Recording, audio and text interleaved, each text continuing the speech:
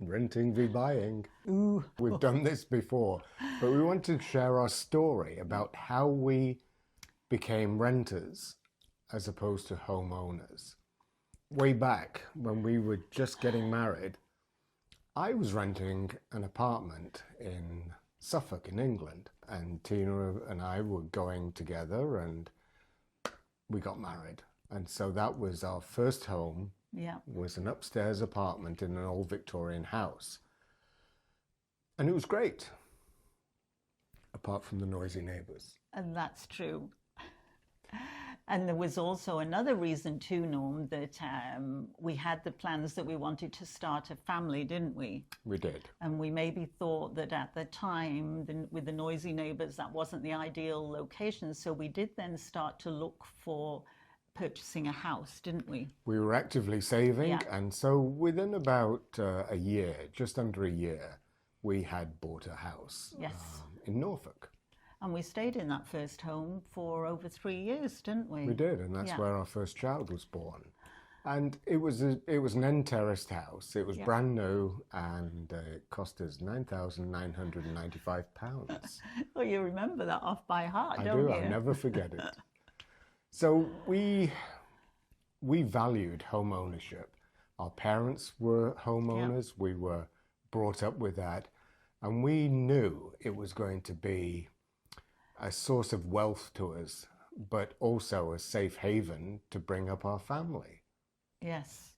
And at the time it was, isn't it? We felt that the children had a home and that we were all happy, and that was what the big part of the plan was, wasn't it? It was our vision Yeah. in life that here we are married, having 2 children, and we wanted a family home. We wanted a garden Yeah. for them to play in, and that was just our sole focus. We never ever thought about renting at those stages.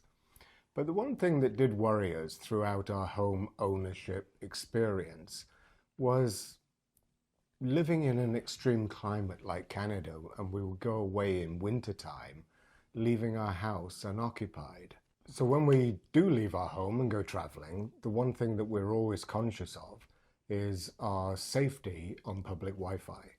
And we always use a VPN when we're traveling, and we use NordVPN as our preferred provider. You never know who's trying to hack your signal. Public Wi-Fi isn't secure. You don't always have a phone plan with data to be able to use it. So NordVPN really is a great solution. They provide coverage for 6. Yeah, I think that's one of the things that we really like, Norm, is that we can have up to 6 devices. So when we travel, we've got our iPads, our cell phones, and your MacBook all covered, and it gives us a great feeling of security. And NordVPN has very kindly given a great promotion. We have a link to that where you can try it, and it comes with a money-back guarantee. So if you don't like it, you don't have to pay for it. But you'll get your first month free, and we have been using NordVPN for quite some time and have been very satisfied with it. And we would like to thank NordVPN for being the sponsor for our movie today. So our house turned into a retirement fund for us. We knew that, didn't we? We did. Right yes. at an early age. Yes. And basically what happens is, as you get older, you do go through different stages of life. And we were now going to be approaching retiring. So the whole part of the plan was sell the home. And once we had been shown that renting was a good idea, because I must admit, we actually hadn't thought of it, had we? We hadn't. Till we met somebody. And we learned then that it could be really good for us.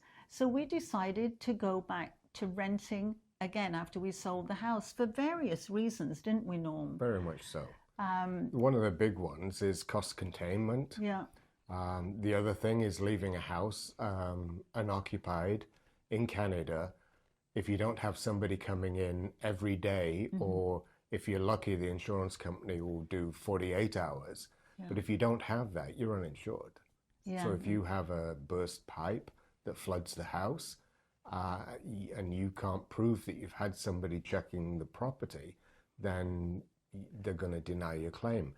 These are risks that we didn't want to take. No. So renting became a far more attractive thing for us because our children were grown up, they had their own homes, and renting seemed a very cost-effective way of providing shelter. And I think another thing too, Norm, is that it gives us great freedom. As you know, we like to travel, so all we have to do is lock the door and go.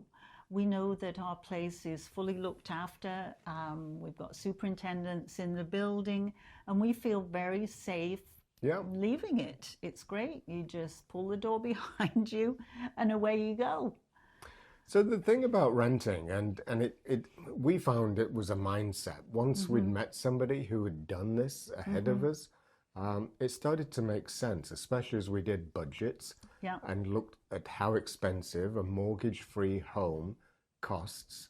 And in Canada, just in the last 7 years, there's been a massive hike in prices, home prices.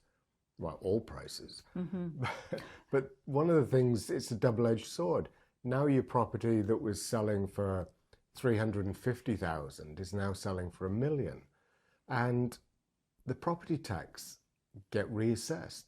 So now your property taxes have gone up. They're no longer based on a $350,000 home, but $1 million home.